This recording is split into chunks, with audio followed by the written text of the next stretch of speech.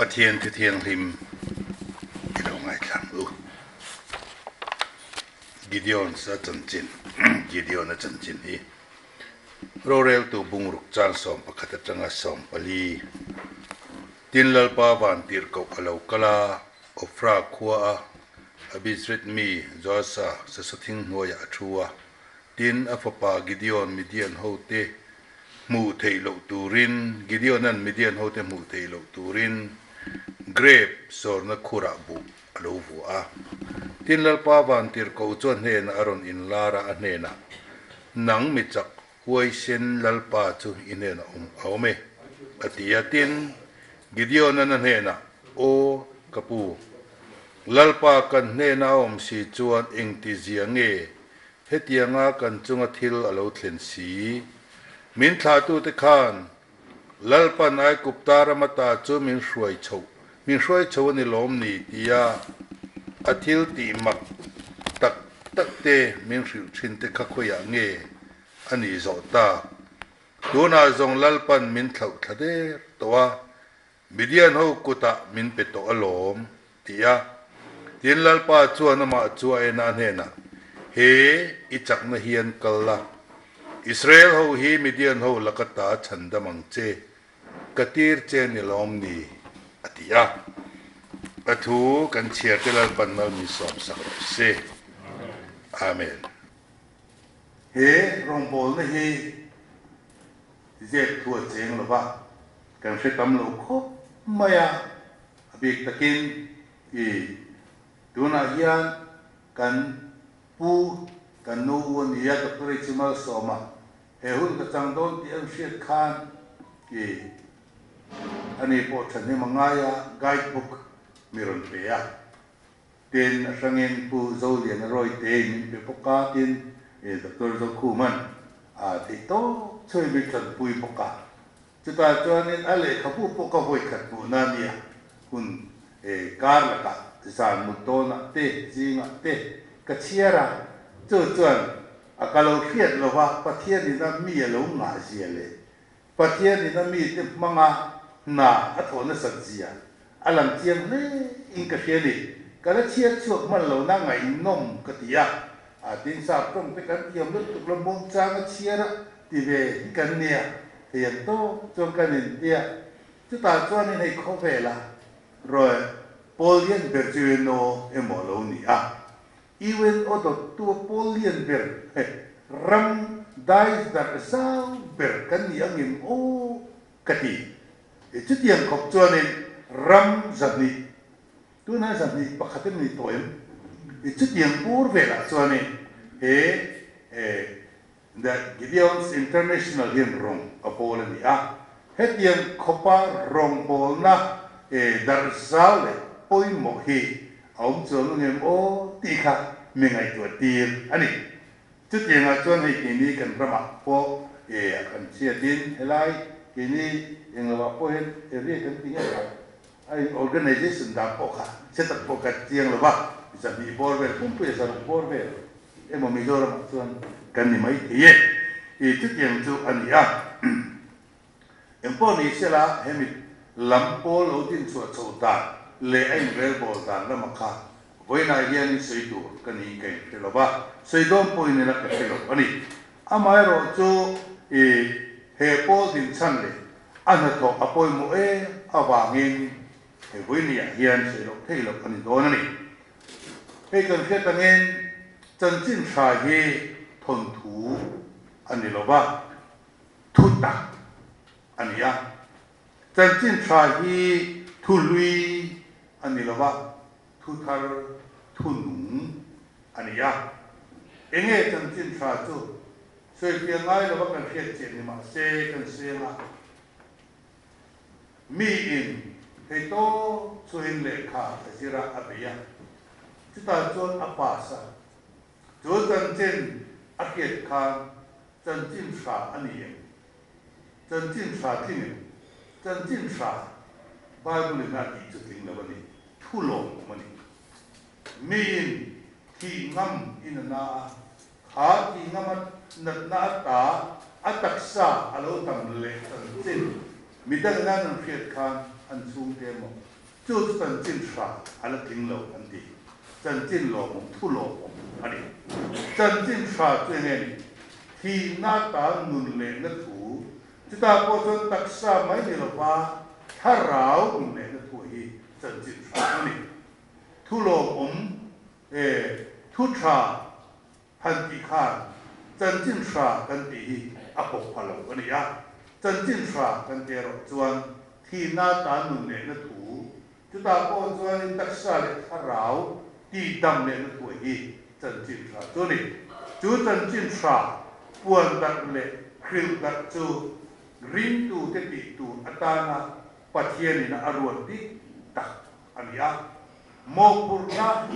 e kokram sama kan ni ka maro chu mo purna selo rin tu ni chu thil sa tha tak ani ya mo purna mi la khian lo chuan ani tu ram hi en kong song ma hian an ti lo ni tir ko pola chuan atu soi poi mo tak kan fia gentel te yen tu rata na pathian na arut ni Kristai na man chan po chu chu ni fia chuta cho thei to chuin atoka cho tho na hun atho na hun rei ta ka na an tho to ka an wan tir poi thok zo ai ti la ni Krista min man chan chu kaman thei ta lo mo ti na u min ka so ka ni Krista ina ma bisi ania ama talent apea malso ne no pura cho patien na aman chan ti bui tin na turin ti ho tin na turin ti ko wala hen na pe ania nang le ti Krista min man chan chu thil dang ani ba arong bo tu ta na ni cho kan khiet no ni ma se apoi mo wangin kan se ni e buena hian video na chan chen tang hian zir tur tam le in ka ti a kan chia tu ti tak cho ni ka lo ngai ko thui lo khop mai ya chan chen cho buena po ni khiet ringa amaro che yang bun ka nei do na hian video na hi ka dia kan bai filter na le engeng mo commentary dictionary ka de te po kan rona chuta karilua thil alo la ngai tu ngai lo ti sang ka min pe tu alo ni lian kho maya hey kan pia gideon tio cho kitu thing kitu seri hing an pathian milim pathian kami aki tu ka ba ma hi po ni nge ke la ba en po ni se gideon ti cho thing kitu ti na ngai ania om sia chuan ta hian in hemin tang hian thil lam chiang ke ma pathian min pol na nia ka khiat oma ta chuan atan in pe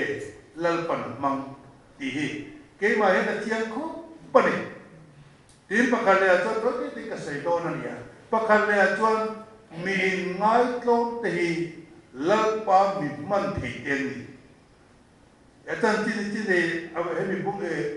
lorel tu bung ro ka bung le ka in chian nun ka ringa pol bi ut ta chan po ani ka ringa ta chuan ni ai ngai tlom sia i bi te be ta chuan an nam si nga po chung ko si nga po mi te kan ni khata atin lung tak taka pathian ma in ngai tlom ka lal pa hen lo pang du mange he ngai tlom kan ti enge mi chen ka chuan in trong nem tak ti in ngai tlom mo kan ti trong kam thiam le nem tak in ngai tlom ni ha ni mang ho lo le ba ni ngai tlom ti in ngai tlom ti chu nge man ni a thiu ti thei lo trần pui ngai trần pui tu te lo chuan thiu ti thei lo mi te pui ngai ka ni ti thin lung tak tak ka tu te ni in ngai tlom na bi chu ni a chu mi om se chu ke ma hian thiu ka ti thei lo amaro chu pathian te lo chu ka ti thei lo ni ti thin lung tak ka mi in a pom phot chuan a tom ti ti thei ne ke te lo chuan ni trong kam ne te po i kan lo cha po thi maya mira ki ye chu po kan cha po thi ni miêu sa tắc chỉ có phát thiên tiêu rồi mà em mà thì thấy lâu ní khuyên nó tin lung tắc tất cả trong chập bầu đi lâu đấy xây khai làm cái chỗ cái xây đi lâu mà ta trong video nó nổi trong khang mi ngay trong tắc tắc mi tế bền in đi cả là phần mà là vậy với nào có những sự trên cái gì arong kang ko na tam ko kil ko mo tak kan nun mi kai ko to ni ku kuang di kering chu chu ni se po ka tu ani ta chuanin kita tak chuan mi hring hi pathian man ruan chau kan ni chu video na nu na hian a lo lang chianga kha mi thu kan chiara ko ni ko tum te kan chiara ama chan chin kan ke ta tang khan Bible là rất đặc trưng là sự làm lộn nào, mình đi bắt chân man ruột cần gì gì cần thiết tổ phép mà mình sẽ cái mà là chiang khó, bắt gì bắt chân thì mình mang đủ, thì bồi chiang cái tiếng bắt chân rin chân ngâm tua piang in, rin la cái gì atakin ang cái chú video nó nung câu sẽ là bộ các tiền có các media ral Allah em buộc đôi áp hệ lúng quý hệ là tiêu chuẩn ở trong cái chuyện nó đi lâu chuẩn ở buộc sa rồi rác sạch lên mà thôi rác sạch con thì sẽ bị người nào kiệt lộc con ta chắc chuẩn hay thì thôi rồi ta chuẩn đi vấn đề mi anh em kala chúng ta có phần lớn phần anh tâm lút tụ nang ma chak na le nang ma ni tama fangat ti thei ni si palang tia kha mi dian ra lo ui mai de tu pa mi tlem te ni sa tu mo le mangin mi dian ro thei na o mani ta tu ne rin tla ani zia pathian dian ai buông thìn ama rin tu te tu ta to bera chuan ka ti che ani long ni hei pui pui ta cho nên ha tuan so ya chia khai ni pathian kan en tin ti kha he i chak na hian kala chak na kha ti kha pathian rin na soi na i ka ri lo au mani ka ri lo ta da ti ta kan ya he i chak na amma tak chak na physical chak na man lo kha mang tu ni ka khela i chak na ti he i rin Gei mirin na manghin kalo at inaling kaya. Ito kanilo tagal, he itsak na manghin kala. Israel hawi, Midian ho lakata chandamang se, katir se anilom ni. At yang ko man. Chu atakin Gideon na hiyan at sama. Atakin patiyan rin tlak ani siya po ang buari. Có vẻ cần bia mà tụi thì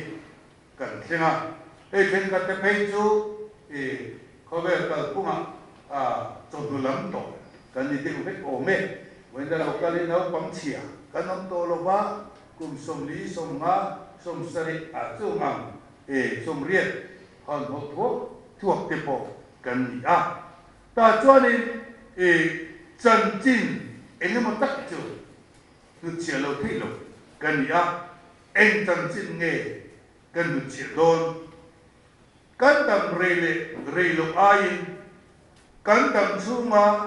cần thiếu tí apoi một số cần em ấy cái bữa xảy lại cái điều alam nhận em mới apel khania apel chân chính xảy tầm ngay lúc ba Hebrai diệt tuin na asoya chuan en tinga tika thi nuôi thua là xảy chịu apel khani ko ya con khelo mà sẽ thiếu tiền rồi chú thằng thằng không về ông chú mà thằng thằng thì hiện anh là thiếu sẽ to đi chúng ta cho nên cái nghề à biết là à thiếu này áp sập bể bắt thiên tan tan bể bắt thiên là lỗ đi hầu cái này cái này rồi khát tất cả bể cái gì vào mấy thiếu cái này là cái tiền tất cả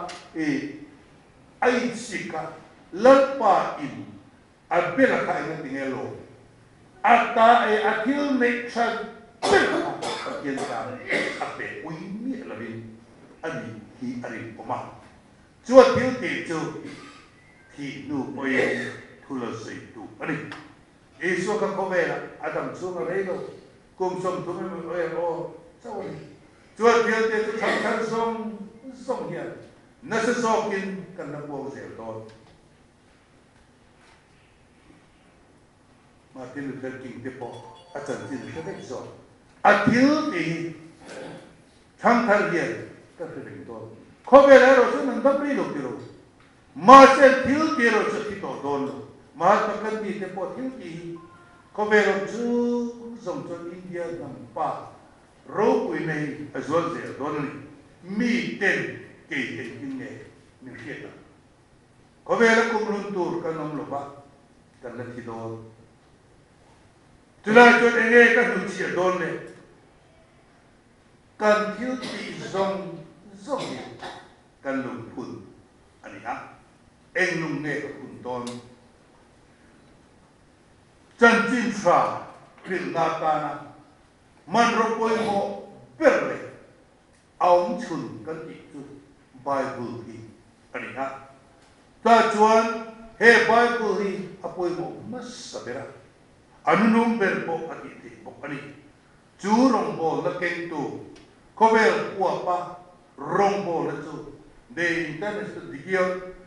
Gideon International aniti kan fetiel mani